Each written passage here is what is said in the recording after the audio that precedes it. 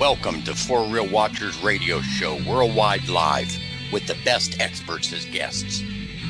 And with your hosts, Jerry Dean and Brett Warner. Expect bone-chilling and heart-pounding stories of paranormal, ufology, supernatural stories, and breathtaking encounter after encounter. Join us as we dive into the abyss of the unknown. Every Friday night, 8 p.m. Central and 9 p.m. Eastern, right here on the best paranormal network, Paranormal King Network. Dead between your eyes, pulling no punches. We'll see you on the other side. Be prepared for anything. Weak hearts dare not enter.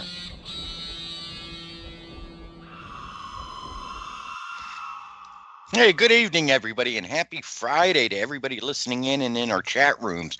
Welcome to another edition of For Real Watchers Radio Show. I am your host, Brett. And I'm the other host, Jerry Dean. Brett's out of North Carolina. I'm out of Texas, and we've got a little lady out of St. Louis tonight, Brett. What do you think? Yeah, absolutely. I was just talking to Miss Jean Broida earlier. Before we say anything, happy 29th birthday, Jean. I know we were talking about that. Yes, it's great to be 29 again. Thank you, Jerry and Brett, for having me here on my birthday. I can't think of a better way to party down. Absolutely. So, yeah, we got a good show planned, everybody. Jean comes to us as a UFO researcher. She is a writer. She is an author, and we'll introduce some of her books later. She's into metaphysics, so it should be a really interesting show tonight. So, Jean, where are you from? What's going on down there? Well, where I'm from, that's a tough question to answer. Where I'm at might be better. Better answer. Where am I at? Where am I at? I am, I'm just another human being trying to make it in the world of pleasure and pain, Right. Along with the rest of us in the human condition. Buddha said we learn through joy or suffering, right? Mm-hmm. So I've been trying to ease over to the joy side. Absolutely. So you got so much, behind you. I mean, book author, UFO researcher, Jerry. Where do you want to start, man? Just what got you into this? Maybe I don't. Yeah, that's I think we start. Well, she's 29, so we got to go back 29 years ago. No, I'm just kidding. When did it all start? Because you're into conspiracy theories. You're into researching. So we're going to cover a lot tonight, ladies and gentlemen. All you viewers, listeners out there, y'all just hang in there. This is going to get real good tonight because this lady, beautiful lady, birthday girl, we're going to call her, has got some things to share. People call me lots of things, so I can handle it. Where and when did it all start? The guy who wrote Alice in Wonderland, Lewis Carroll, said, begin at the beginning. To tell a good story, begin at the beginning. Okay, so where did my story begin? My story began when I was about 4 years old. My mom and I were in my bedroom, was making the bed with her. I got paid a penny to make the bed, but I had to make the bed. It wasn't an option, okay? So we're there, we're slaving away, making the bed so hard for a 4-year-old with a short attention span. And I asked her, why are we here? And she said, we're here making your bed. Well, that's Captain Obvious, isn't it? I said, no. I mean, why are we here on the planet? What's the point of life? And she looked at me like I had a horn growing out of my forehead, like a rhinoceros or something. I was like, what? Who are you? And she said, she tried to give me a very adult answer, even as a 4-year-old. And basically she said, nobody knows. Well, that kicked off my lifelong interest in human origin, which is on my business card as part of what I do, what I do in terms of research and inquiry. I can't help it. I can't help but be drawn to the why are we here? And the Sumerians actually answered that question in their ancient texts. Are you familiar with those? Have you had people talking about the Sumerian texts? We haven't had many guests on there as of yet. That's my knowledge. Research in that. Okay, so Sumer was the oldest civilization on Earth that left writing that we know of today. Okay, Sumer, Sumer. And people from Sumer we call Sumerians. Mm-hmm. And so I remember seeing Sumerian record-keeping clay cylinders in European museums when I had the great fortune to study in Europe as in college. So I got to tour around the capitals of Europe and go and see. And I was drawn to ancient archaeology at that from teenagedom, basically. I'd read von Däniken's Chariots of the Gods, and I took it to my dad, who was a nuclear physicist, had worked on the 10 kiloton bomb, Project Ivy. And I said, Dad, we've got the guy who headed up Project Blue Book that they just did a TV show on it about. We got this guy, Dr. Hynek, J. Allen Hynek. We got him writing a book about UFO disclosure. We got this other guy doing independent research, von Däniken. He's saying UFOs were the chariots of the gods, that space people came here and bioengineered us and blah, blah, blah, blah, blah. So, Dad, are these things real or not? And he says, he looks at me and he's like, 3 beats. This man is well educated, has done top secret classified research. And he says, he looks me right in the eye. He says, the U.S. government has no evidence, no scientific evidence that proves the existence of UFOs. Mm-hmm. Well, I put that in the introduction of my book, Unknown Objects, the top 10 U.S. UFO cases, because I'll never forget that conversation. He dismissed the subject of UFOs out of hand. The subject was closed between him and me. We never talked about it again. Now, either he was telling the truth as he knew it, or he was not. Yeah, I mean, this is logic. And this is what Lewis Carroll, the author of Alice in Wonderland, also taught, was not only opiate-inspired prose and poetry, but logic and math. That's how his mind worked. So either he told the truth or he didn't. And if he told the truth, okay, he just didn't know. But I think he was shown UFOs and asked to engineer on them. And I think he did, actually. I think he led a double life. I actually do. I'm getting more and more of a psychic impression that this is true, because he was absent for long periods of time on business trips, 2-3 weeks at a time. He took lengthy phone calls that interrupted dinner. We just had a very disrupted life because of his job. And what kind of job demands that, really?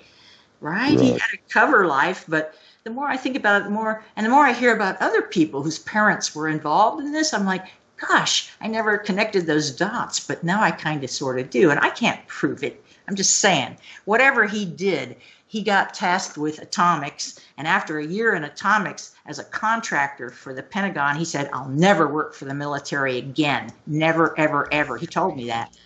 And that was an interesting little anecdote, too. So I thought, okay, he doesn't believe in UFOs, but these other people who are experts, they know they exist. They've seen documents from the U.S. government. I was well convinced in my teens, that would have been in the 1970s, that these things are it's not that I believe in them, it's that my government knows they exist. That's very different. It's a very different thing. And people ask me now, do I believe in UFOs? No, I don't believe in them. I know my government knows they exist. And now in the news, the Navy is doing further, Navy and Pentagon are doing further declassifications of these irrefutable Navy radar, FLIR, all kind of imaging videos. This is Navy property.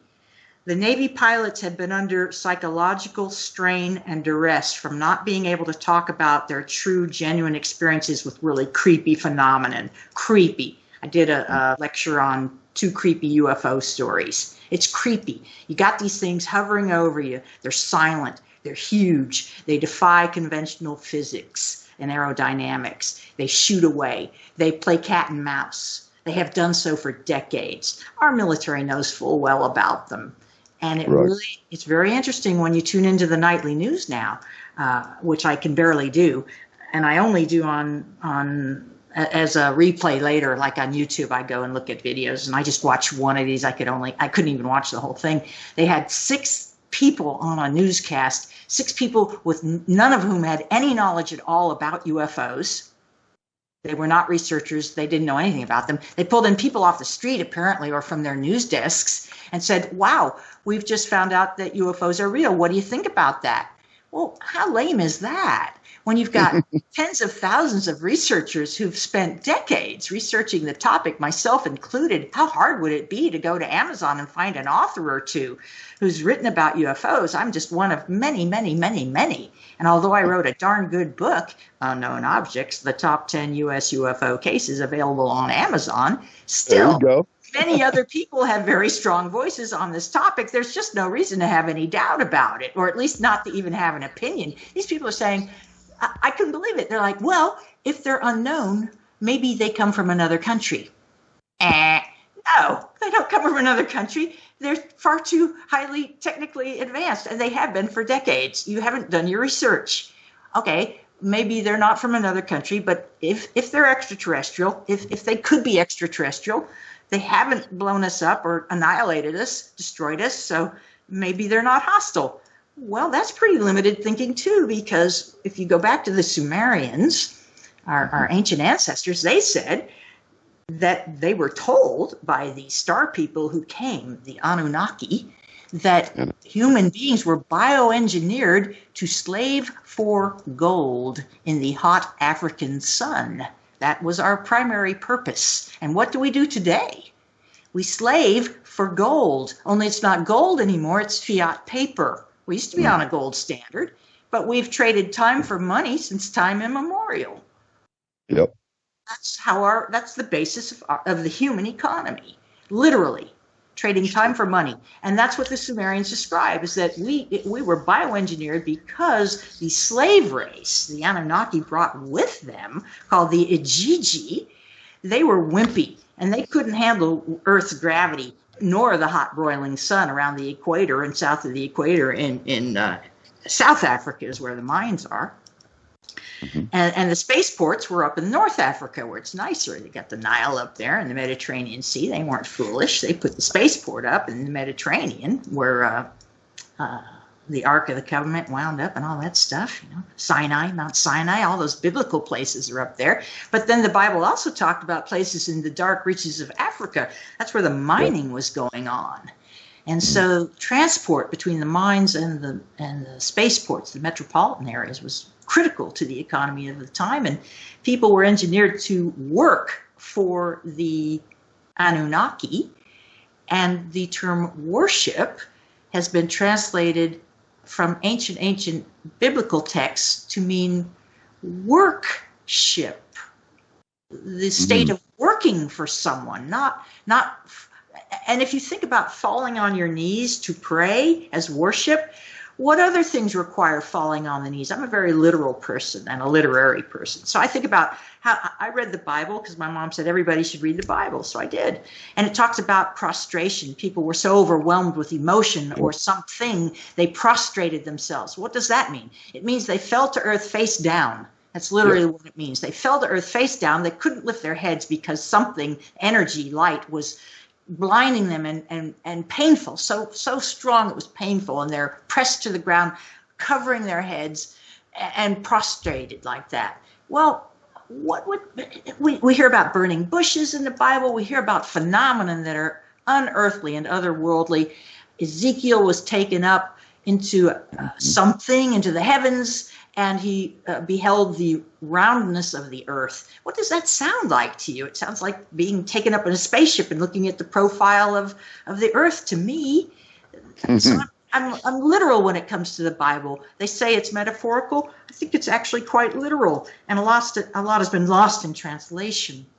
Yeah. So if you start to look at the history of language with an eye toward the Sumerian texts, and you take the text not as myth, but as history, as the Sumerians were told by their progenitors, the Anunnaki, you get a whole different picture of where we are today. And that's what I spent my life doing, is looking into that. And the book I wrote was not about the Sumerians, although it could have been. The book I decided to write was Unknown Objects, because this whole cover-up, the U.S. and worldwide cover-up of the phenomenon of UFOs has been critical to life, modern life, post-World War II in the Western world, and specifically in the United States. And I wanted to tease that apart. So this is all very synchronistic, having the Navy disclosures and the Pentagon declassifications going on all at once. I know it. Very interesting. And you said, JD, if I may call you that, Jerry Dean, that you are belonging to a group called Light Workers. Mm-hmm. Tell me about that. Tell us about that. Well, Light Workers is all about that. We deal in conspiracy, but what people call conspiracy, we know it's facts. We've dealt with the peace treaty that the United States, even back before JFK was in office and things to that nature, they have literally signed that we have a treaty with them to be basically slaves. You hit it on the head. We're a commodity. It's ridiculous, but we are a commodity. You don't think so? Go to work tomorrow and work for that check that they're taking taxes out. Do you ever own anything? Well, yeah, while you're here, you don't take it with you. So you struggle and you work your whole life to be a slave to a system, not gold back standard no more either. And I'm with you on that one. I hope Trump was going to get that back, but we won't go into politics. But anyway, we're all slaves to a clock. But yeah, while we're slaves to a clock, we're slaves to an entity or a group of people. Derivative is from the Anunnaki. We all know that. But we're slaves to an unknown shadow government, if you will, and most of the people would agree with that our government is just a face of what's behind the scenes you don't get to see. But we all live this because we've been trained from the day we were born. Get a Social Security card, you get a Social Security number, and they start taking you are literally a commodity the day you're born. And they know that they can use that money that they get. They use that for a trade. Well, this guy can make X amount of dollars. So this is what, he's worth this in value. And the day's going to come, they're going to look at that. And I noticed they're starting to do that with insurance companies a lot. If he makes, does a certain job, he's blue collar, he could have higher rates in insurance. But if he's white collar, he has lower rates. Why? He's more highly educated. It's all around us. And we're blind to it because we've become adjusted to it, almost slipped into apathy, that this is a way of life. And it's been like that since your birth. Well, guess what? They own us. They own us. Look at your check again. Realize your time that you were spending mostly away from your family, your kids, your wife or your husband, is because you're out there slaving to make a wage to pay for all the things you're getting that were already on this earth to begin with. It's crazy. I just made a comment about that in chat, actually. I mean, you work, you make money, you give it to others, essentially big business, and think you're free. Now, we have that, what do you call it? Like, we don't have travel restrictions and things like that, but I think that's a pipe dream. Of course, we can travel to other states and countries, but you're still under control, whether you think you are or not. You can't go somewhere else and not work. You can't go somewhere else and not pay taxes or, it's just, and it's always been like that, though. It's normal now. People like work. A lot of people like work. I mean, it's just normal. I mean, when I was a hippie in the 1970s, or wannabe hippie, I was a little young. I was dinking around Telegraph Avenue in Berkeley, which was a happening spot. And a guy wandered up and started engaging in conversation. And he said, after we had gained some trust, that he was ex-CIA. And he'd left the CIA because he didn't like the plans they were making for humanity, especially in the United States. And he said, in the 1970s, he said, there's a move to go to the cashless society. They want to get rid of cash. Well, in the 1970s, that was a ridiculous statement. It was unthinkable. Everybody used cash. Very few people used credit cards. We had diners' cards first in the 1950s. Visa and MasterCard were beginning to catch on in the 60s and 70s, but cash was still king, unquestionably, in that time period. Well, look at how time has changed in my lifetime. Okay. And that guy, it would be easy to dismiss him as a nutter. The British would say he's just a nutter. He's a nutter. He's off his nut. He doesn't know what he's babbling. He's insane. He's a street person. But this guy was genuine. And the way he talked, it was like, yeah, he's not insane. I met insane people too, and there's a difference. This guy was shooting straight from the hip, and he meant it. They're going to move us toward a cashless society. And if you read George Orwell, 1984, I'm talking about the novel, he got his information from his brother, who was in British intelligence or something along that line. who was attending meetings and conferences where they talked about the decades, how the decades would unfold. And there's, of course, a group of people who believe the Nazis who came into the United States as scientists under Project Paperclip we know they never swore allegiance to the United States. And some people, myself included, tend to believe that they brought Nazism with them and that they are helping the alien overlords. That would be these Anunnaki offspring, blue bloods and other royalties, as well as other international elite, but mostly held together by bloodlines that actually do trace back to the Anunnaki, believe it or not. It sounds incredible, but there's a reason why races keep themselves pure, and by which I mean Jews and Muslims and other racial groups ethnic groups, might be the better term, not racial, ethnic groups, religious groups, groups that are bound by an ethos and a moral code, a belief system will not. Native American Indians, same way. It's a big stigma. It's a big deal if you breed out of your group. Mm-hmm. And there's reasons for that. And the royalty know it very well. That Princess Diana, she stepped out of line and look where it got her. Oh boy, she was too much. She threatened the hierarchy. Can't have that. Mm-hmm.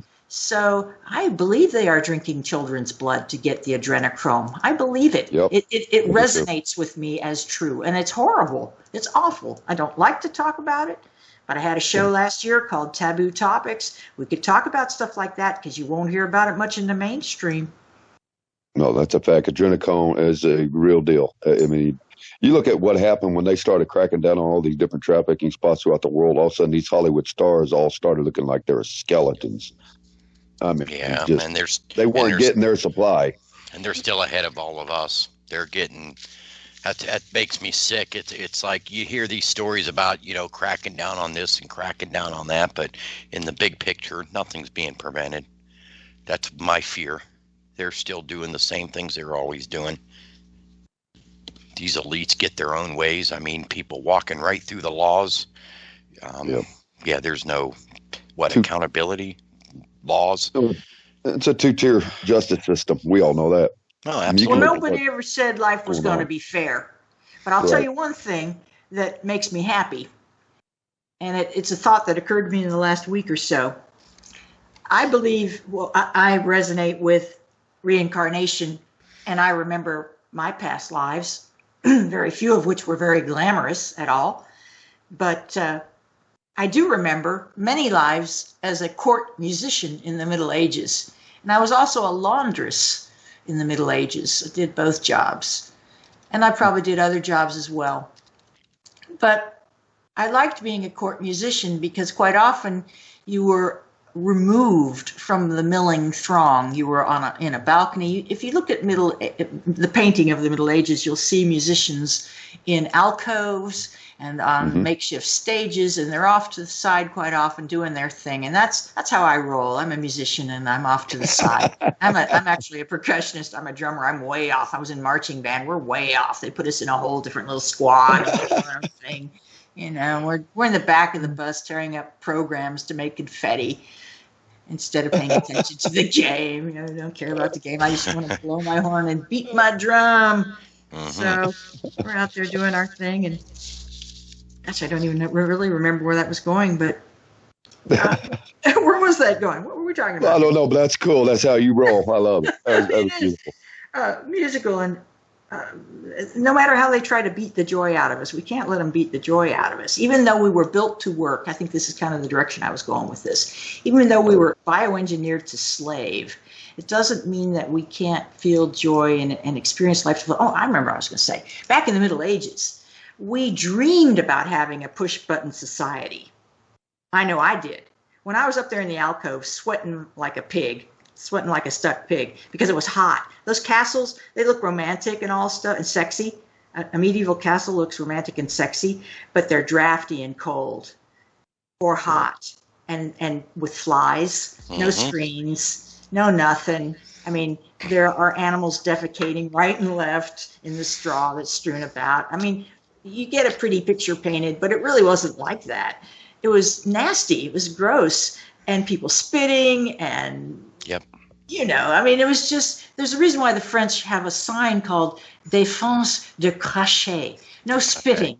Spitting is such a problem in France. They have to have a sign for it. No spitting. No spitting in public. No, stop the spitting right now. Défense de cracher. And défense de chien. No dogs either. No dogs here. Yeah, and when we watch movies and things like that about that, I think Hollywood still cleans it up a little bit. To kind of come off the topic a little bit, that TV show Game of Thrones, I've recently watched that over again. I think it's a great show, but I still have a funny feeling that Hollywood's cleaning up. Well, What was really going on down there, because they're clean shaven, and I imagine they were all lice infested, and just. Oh, if you want the truth, go watch Blackadder with the guy who played Bean, Rowan Atkinson. Oh, Blackadder. It's on Netflix now, I think. Blackadder, 4 seasons, and the first season is in the Middle Ages, and it shows you exactly how it was. Because they're British. They were there. They remember. Yeah, so they got. Middle Ages, great movie, but Hollywood cleans it up. Dreamed about this push-button convenience. You've seen artwork where you have slaves fanning royalty, slaves with fans fanning people, big palm leaves and ostrich feathers, and you hired people or you enslaved people to fan you when it was hot and muggy, before air conditioning, before automatic fans. We dreamed in the Middle Ages of having a way to heat and cool at the press of the button, a way to have running water, hot and cold, with the turn of a dial or just the press of just the wave of a hand.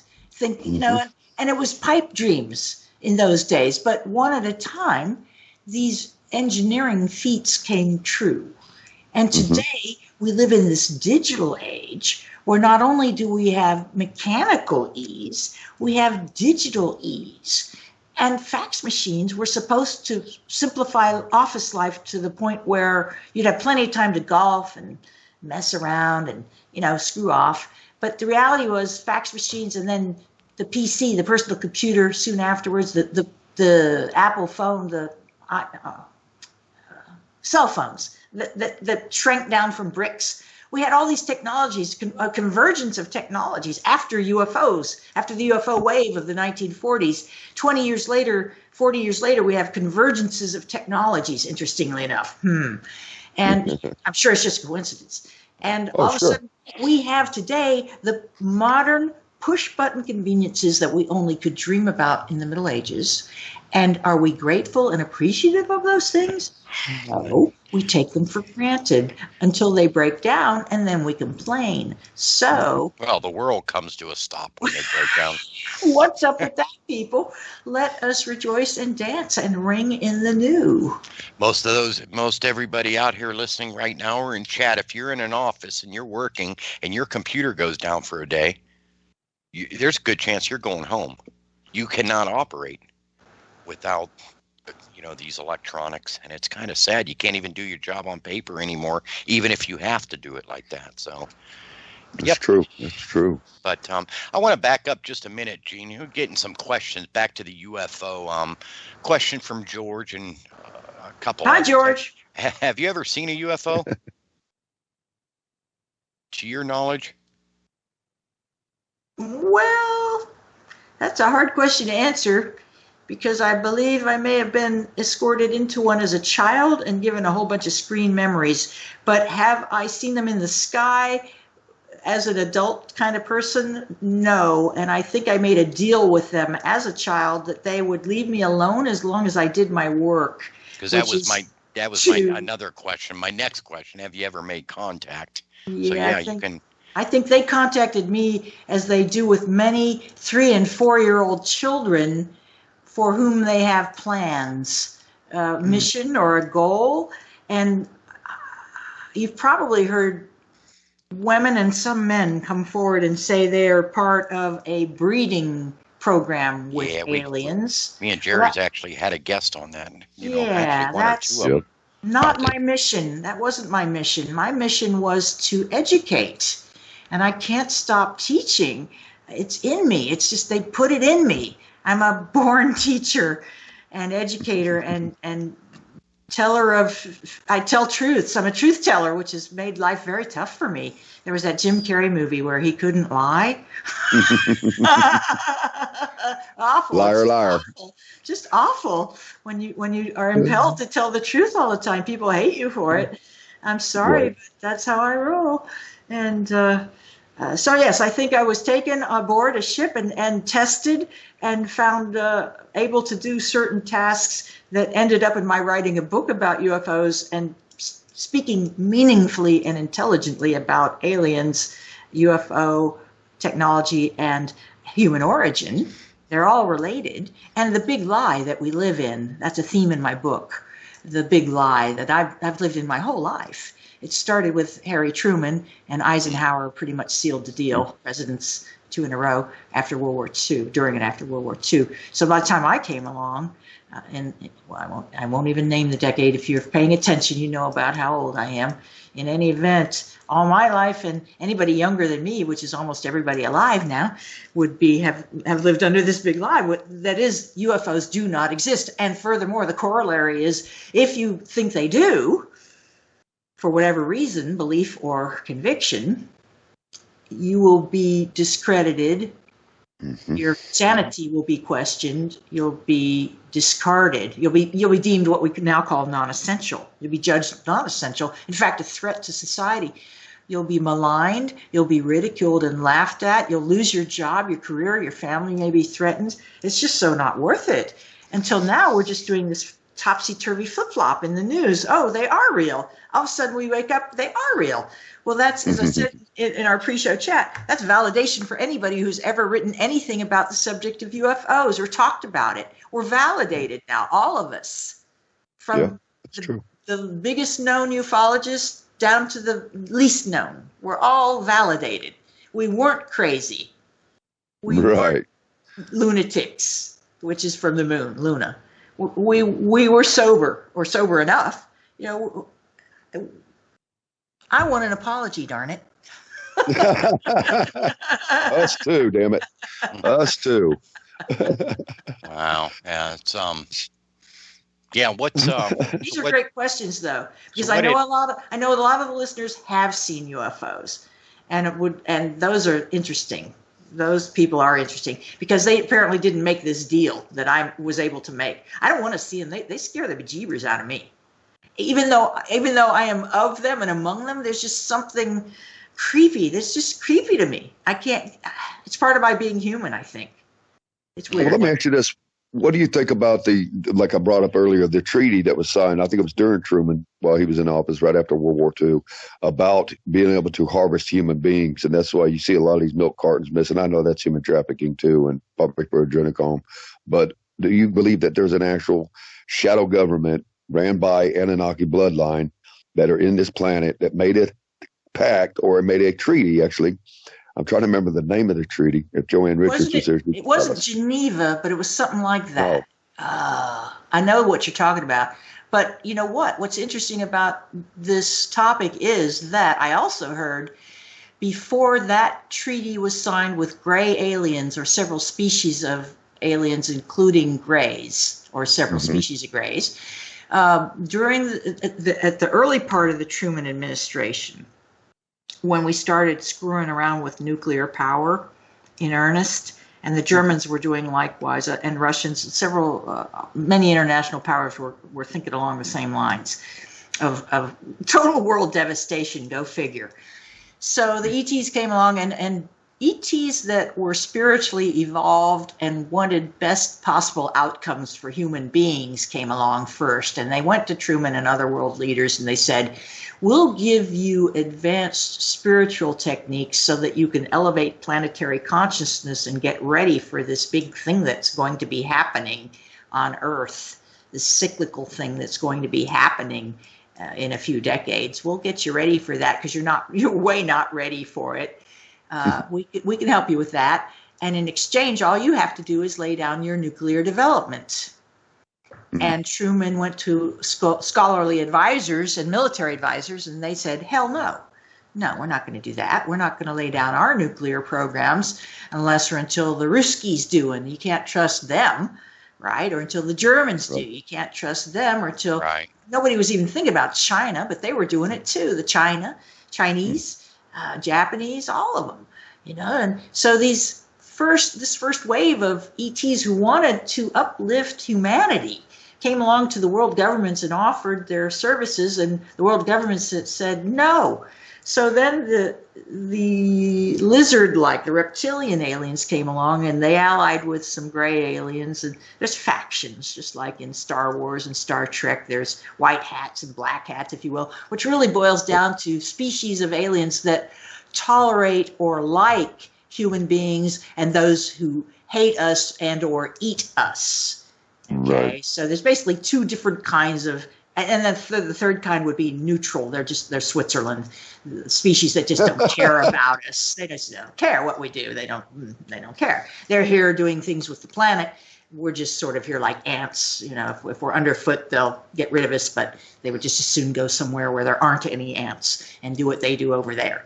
So there's lots of ETs that we are not even aware of because they don't want to be. So some of them want to meddle with us, and then there's some that want to protect us from the meddlers. And all of them are running science experiments on us. That's what I heard. That really resonates with me. They're all running science experiments on us, or using Earth's energies and resources for trade or for supply. They do it all. They do a lot of it within the Earth, inside the Earth, hollow Earth theory. And cavernous Earth might be even a better term, but also undersea, in the deep sea. And these Navy pilots, I just watched a film clip, really compelling. The UFO is hovering over the water. They've got it framed in the radar, I guess is what that would be. And it's totally in frame stationary for a good long while. And they've cut to the end of this clip, I'm sure. It bounces down once and comes back up and bounces down again. And bounce is not really the right term. Zip would be a better term. It's almost like if you blinked your eye, you would miss it. It's almost digital movement. It's so fast. It's like it blinked out and blinked in, blinked out and blinked in. It blinked out, it blinked in. It's at the surface of the water, blinked out, blinked in, back where it had been, and then blinked out and blinked in as it's into and under the water. It's just hard to describe. And whoever was filming, somebody at the film site said, splash, splash. So the thing made a 2-point splash landing, splash, splash into the water. So these things go down in the water. There's books written by people I know, friends of mine, on USOs, unidentified submerged and submergible objects, things like that. They're flying, they go in, they do everything. I would like to go back I'd like to go back and study that. I don't know a lot about MJ-12, back in the Truman days, and I think there was a lot going on back in Roswell, because soon after that landed, boy, they hushed that up quick, and I've just heard the conspiracy theories in the years since then, but it's hard to say. There's even conspiracies that Kennedy's assassination was partially to blame for that, because he said he was going to spill the truth on UFOs. Right. And Marilyn Monroe, same thing. She was taken to a base and she was going to spill the beans, so they killed her. All about Majestic 12 and Majestic 12 and what Truman was up to and all that. So who knows? It's just, the information's out there. There's a CIA document that said Marilyn Monroe's telephone was tapped because it was an authority to wiretap Marilyn Monroe's phone and surveil her because she had threatened to talk about UFOs. Yep. I'm convinced it's a government document. It's on Black Vault. Go to blackvault.com. And lots of these documents are there. Roswell is chapter 3 in my book, Unknown Objects, the Top 10 U.S. UFO Cases. There were 2 cases before Roswell you may never have heard of. But getting back to Jerry's excellent question about this treaty. So after the first treaty was poo-pooed and laughed away, the lizard-likes, the reptoids, came along, and they did make a treaty. So what did they want? They wanted ground bases on Earth. They were mean, though. They wanted ground bases where they could repair vehicles with our help and resources, and where they could recreate and have R&R for their families, some of which were on board, and for themselves. And they wanted to be able to study Earth biology as well as geology. And biology would include human beings. So they had a bargain to take a certain number of species, and including human beings. And of the human beings, they were allowed a certain number. And part of that deal was that the aliens had to account for every human being taken by name. They had to provide lists of the people they took and not exceed a certain number. Well, it wasn't long before the Greys started breaking that treaty and taking more people than they were supposed to, which is thought to account for the wave of UFO abductions, alien abductions in the 1980s. And you can read lots of books on that. There was a rise in reported abduction. Now, whether those were actual extraterrestrials or U.S. military doing a PSYOP, a psychic operation, maybe some of both, that wouldn't surprise me. I've heard compelling stories from both sides, right? But in terms of the treaty, they got those things, and we humans, or actually governments, humans in government, got the high tech. The high tech. Yep. And we, the people, have gotten dribblings of the high tech. I've read compelling evidence. It's hard to call it evidence. I've read documentation that is compelling that computers were invented, had to be invented, because the aliens needed a way to communicate with us efficiently, and we had no way to do it. So they said, well, you've got to invent computers. You've got to go digital. You've got to get away from transistor radio and transistor technology. You've got to invent a microchip. You've got to have fiber optics.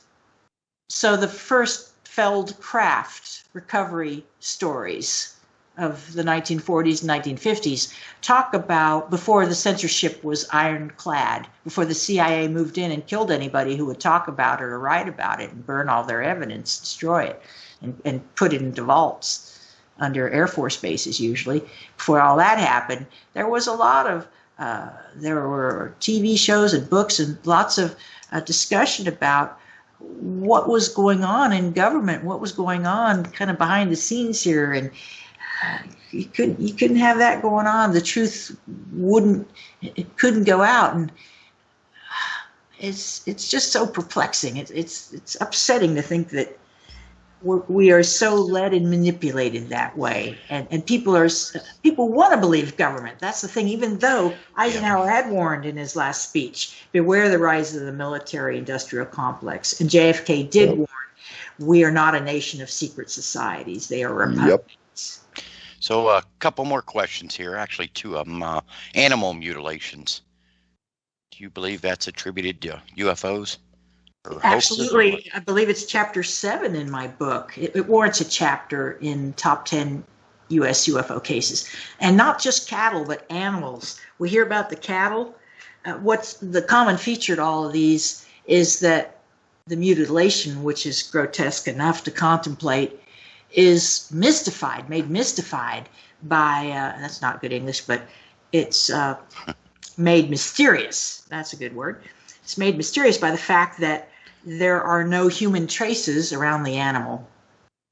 There is no evidence of predator carnage, ripping and tearing of flesh that you would associate with wolves or any kind of predatory animal. Instead, you have laser-like incisions around cauterized wounds. Incised wounds, that's a surgical term for a cutting, laser cutting basically. This was being reported before we had laser cutting in technology. So no one really knew how to describe it. Linda Moulton Howe was one of the first reporters out of Denver to drive up into the Colorado foothills to interview ranchers who wouldn't talk to her on the record, but off the record, according to her, they said, the deputies were saying, we got called out for an insurance claim because the rancher didn't know how to report this to their insurance agents because it doesn't look like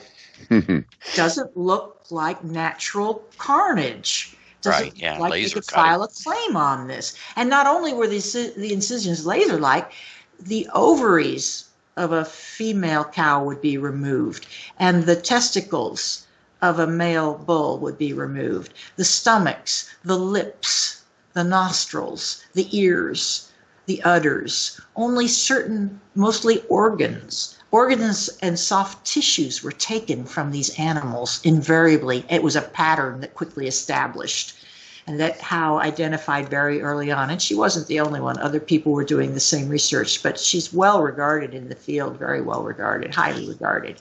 So she spent hours and hours and got lots and lots of footage, wrote her book, Alien Harvest, and then made a TV documentary out of it, which is wonderful.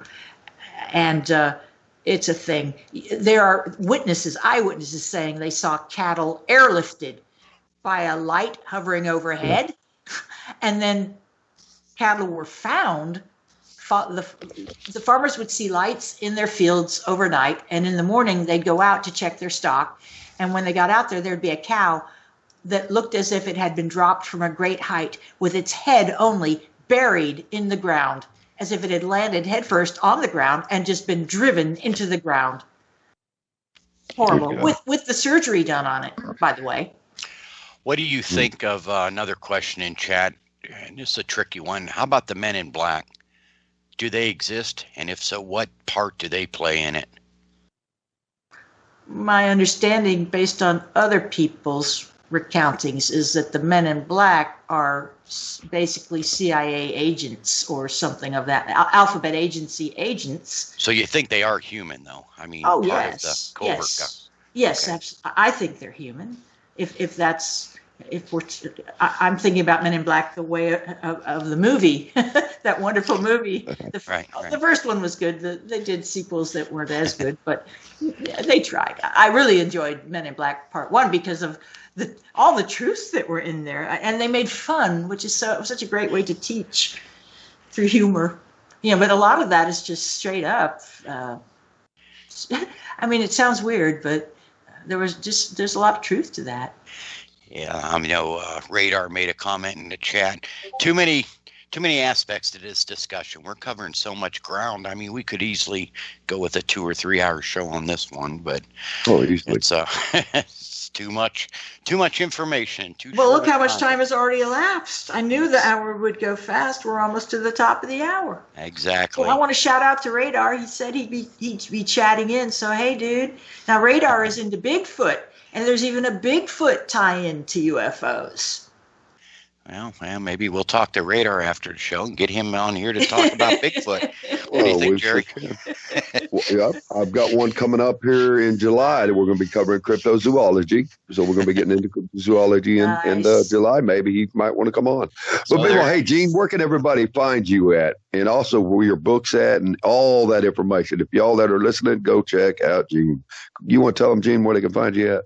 Yep. My name's Gene Broida. Broida, Broida.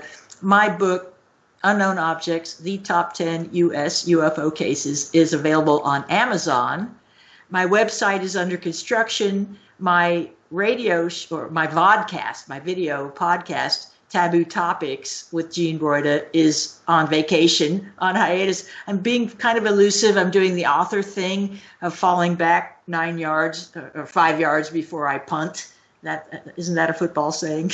Yeah. I'm 5 yards. I'm regrouping, and I'm going to come out swinging. This whole the state of society has put me back a bit, but I am an avid reader and researcher, and feel free not only to read my book, but comments, write a little review, and let me know what you think about it. You can email me, Gene Broida, at yahoo.com. Really easy. JeanBroida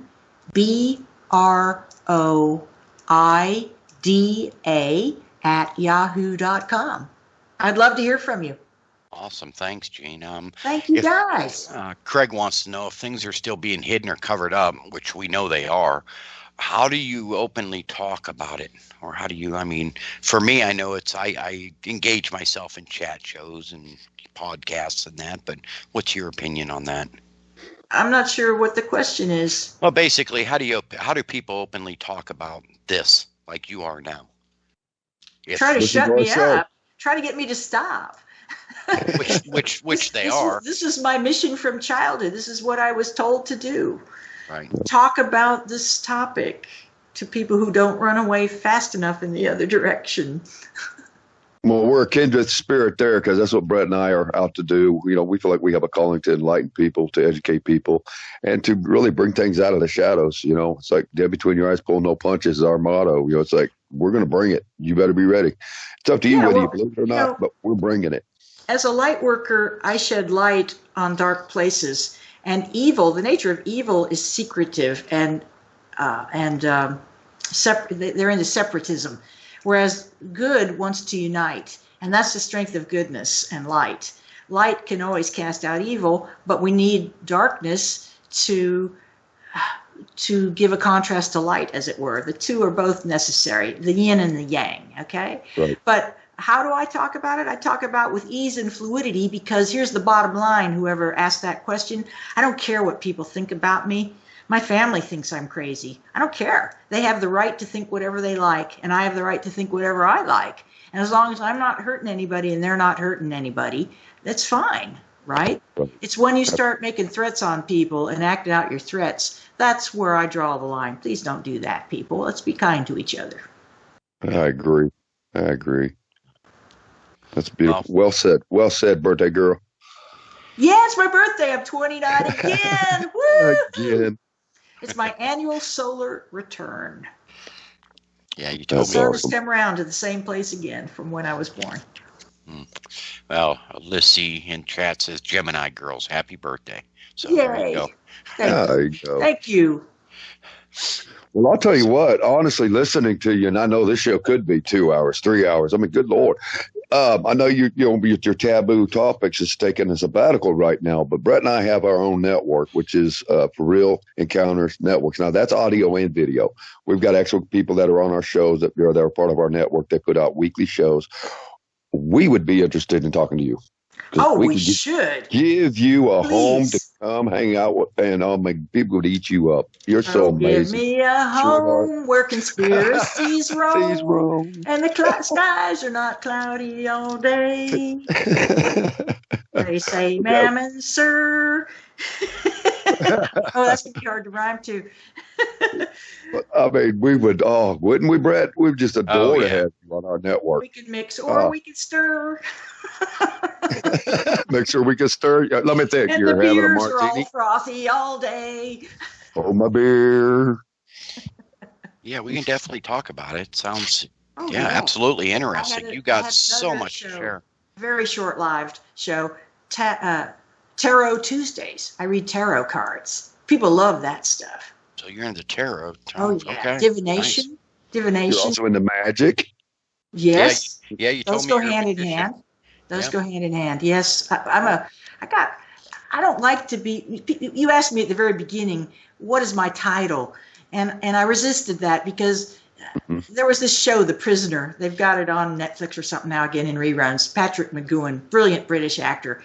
This was back during the beginning of the Cold War, and he was captured. He was MI6 or something like that, British intelligence. They captured him. They put him in this remote island village where it was lollipop land, and they called him number 6. He's number 6. I am a man. I'm not a number. I'm a man. I'm not a number. And this was the rise of the Social Security number in the United States and things like that, where it was not to be used for identifying purposes and stuff like that. Well, you know, I've resisted being a specialist all my life. I have a lot of specialties, but I don't want to do just one thing. I have to be a generalist. I have to have my fingers in lots of different pies. So I like to do lots of different, and I'm old, so I've had time to do lots of different things. And I encourage young people. You're only 29. Young people do lots of different things. I'm 29 again and again and again. You keep in touch with that youth, darling. You'll outlive us all. Well, one more question before we close it out. George wants to know, I mean, when we talk about the Greys, reptilians, what else is out there? Rods, maybe Nordics, whatever. Do you think these aliens would help us if this planet ever becomes threatened? They already have. They do constantly. They're constantly helping us. Not only from ourselves, but, from whatever. They read my book, Unknown Objects, the Top 10 U.S. UFO Cases, a chapter on Malmstrom. It's hard to say, Malmstrom Air Force Base, M-A-E-L-M, Malmstrom, in the northern reaches of the United States, where all the missile bases, the Minuteman missile bases, were located to keep them out of sight, out of mind, and point toward the Ruskies over the polar cap. So that brings up something else. I mean, are they, where they're here originally, are to help us, or? They stopped, they showed that they could shut down our nukes. That chapter is about an event where they hovered over the base, of several bases in the area, over a period of time. It wasn't just one incident. But Captain Salas came out, Robert Salas came out, and he divulged, he disclosed, and he paints, and he's been debunked by the government as insane or a liar, but he's neither. He's a truth teller. He had to tell his truth. And these servicemen in the Navy are having to tell their truth. They're not crazy. They did see UFOs. Okay, they did. So the UFOs came over Malmstrom. They took an array of 10 or 12 Minuteman missile systems offline. And they threw the United States military into a panic, the aerial defense system into a panic for 16 hours while they struggled to get everything back online. And for 16 hours, the United States had no air defense system to speak of. Well, today, those talking heads on those TV shows, news shows, or on the mainstream are saying, well, are they really a threat? They haven't done anything to us. They've done plenty to us. You just don't know anything about it because you haven't done any research. They haven't been belligerent, but they are protecting us from ourselves, and they're protecting us from other universes. If we start ripping the time-space continuum apart with nukes, bad things happen in other places. Right. Yep. So there you go. There you go, George. Great questions from the listeners. I'm so jazzed by that. You have a great show. Yeah, I apologize to some who asked questions. We weren't I think I got the most all of them, but yeah, for those who haven't read Gene's book, definitely pick it up on Amazon. Unknown Objects, the top 10 UFO cases. It's a tongue twister. U.S. UFO cases. Email me, genebroida@yahoo.com, if you want to talk UFOs or metaphysics or anything. Anything. Yeah, and those who missed the show or want another hearing of it, it will be on our network. Jerry, you want to tell everybody where they can find this tomorrow or Sunday? Absolutely. We're at For Real Encounters Networks, and that is where we have our archives of all the shows we've done, plus all the other people that have shows with us. Their archives are there too, but these are audio and video shows included. But ours, all these archives from all For Real Watchers Radio Show they are there. So if you like this show, you go check it out. It'll be up posted within the next day or two, and feel free to spread it. We don't mind if you share it. We're not about, no, you can't spread this. No, we want it spread. We want to get it out there to any and everybody who has ears. We're here to enlighten and to educate. And it has been an amazing show. Sweetheart, we have definitely got to talk about getting you on our network. We have got to bring you in. Wouldn't we, Brett? We'd just be honored. Yeah, absolutely. Oh my God. The honor would be all mine. I'm thrilled to be here now. I love your show. I love you guys already. I'm so grateful for your listeners being intelligent and respectful. That's so rare these days. Yes, you guys must be doing it right. Keep up the great work. Well, thank you. Yeah, we try. I got to deal with Jerry once in a while, but I mean, he's my brother, so we make it work. I got to put him in check once in a while too. He didn't call me sweetie once. I can't believe it. I don't know whether I'm offended or delighted. I said darling a few times. I like darling. That's my Southern Texan thing coming out. I say sweetie, sweetheart, darling. I made a list of what I would say if you called me sweetie. So here, I'd call you sugar lump. I could call you honey dumpling. I could call you honey or darling. I could say bless your heart. or aren't you precious, or aren't you cute as a button? Actually, ain't you precious, ain't you cute as a button? Oh boy, that's the Kentucky coming out. Ain't you cute as a button? that's Texas too, huh? I grew up like that. All right, it's everybody. a shame. It's a shame it comes to an end, man. Brett, we could keep going and going. All right, Ross, let's do a 2 hour tonight. No, I was kidding. Oh my God, it's been a blast, sweetheart. We do, sweetie. There you go, sweetie. TYS. Did I say that on Facebook? This is going to be a blast. Yeah, we're gonna have a blast. Yes. You guys are great. You're rocking my world. You've made this one of the best birthdays I can ever remember. Oh, we thank you. And I'll tell you what, it's been a great show for us and a great time. And I hate to say it, Brett, but it is that time, ain't it? It is that time, everybody. And like we say it every week, don't be a stranger. We are here live every Friday night, 8 p.m. Eastern, or actually 8 p.m. Central, 9 p.m. Eastern on the Ross's show, Paranormal King Network. So yeah, definitely give us a listen. Hit our YouTube page once again for Real Encounters Networks to see this episode and all our other shows. But Gina, it was a pleasure having you on, sweetie. Yeah, good information. Oh man. Well, thank you, Caramel Lump. There you go. Now I can't help but think we just got not even the tip of the ice cap, didn't we? I mean, there's a glacier underwater. This is the tip of it. Exactly. It is on. Skimming the surface of a bunch of stuff. Yeah, absolutely. But anyways, yeah, great show. Thank you. Gene, thanks for joining us. And Jerry, go ahead and take us out, brother. All right. Once again, Gene, thank you so much for coming on. It's been our honor, our privilege, and it's been fun. It has been a blast. It really has. It really has. You are I'm whirlwind of grateful, knowledge. appreciative. I love you. Thank you so much. Well, you know, it's a beautiful thing when God lets people's paths cross, or destiny, or whatever you want to call it, and they seem to be on. It's almost like kindred spirits. You know, you seem like we know you. I mean, there's something special here. I don't know, but I got a feeling we're going to do some things in the future. It's us light workers banding together. This is what's happening now, and I know your listeners are resonating to that. We'll talk about it another time. Well, absolutely, we will too. If y'all like this show, I want to ask everybody out there, email us. I want, by popular vote, who would like to be able to see her on a regular basis, weekly, on our network, have her own show with For Real Encounters Networks. Because my hand's in the air right now. Taboo Topics with Gene Broida. Should Taboo Topics come back, or should we let it slide off over the horizon, dignified, quiet-like? No, you're not supposed to be. You viewers, our fate is in your hands. Absolutely. Well, hey, you know what? I got a feeling we're going to get oh, yeah, man, bring her in. That's how she rolls. That's how we roll. Beautiful. Well, ladies and gentlemen, we want to thank all of our listeners out there for tuning in once again. We're about 2.9 million worldwide. We're going to be at 3 million by the end of next month. Ross Rapso, our brother right there, Paranormal King Radio Network. Thank you, brother. We love you. God bless you and all your family and friends and all the people that listen in. Everybody that tuned in tonight, we thank you again. All y'all that were out there in the chat room, thanks for some excellent questions. Hey, spread the word, guys, because we are here to educate and enlighten. We'll be back here next week, 8 p.m. Central, 9 Eastern. I'm Jerry Dean, your host. And I'm Brett. Y'all have a great week. Thanks again, Gene. Great show. And I'm out, y'all. God bless each and every one of you. Take care of one another. We only got one life. Live and love. God bless. We're out.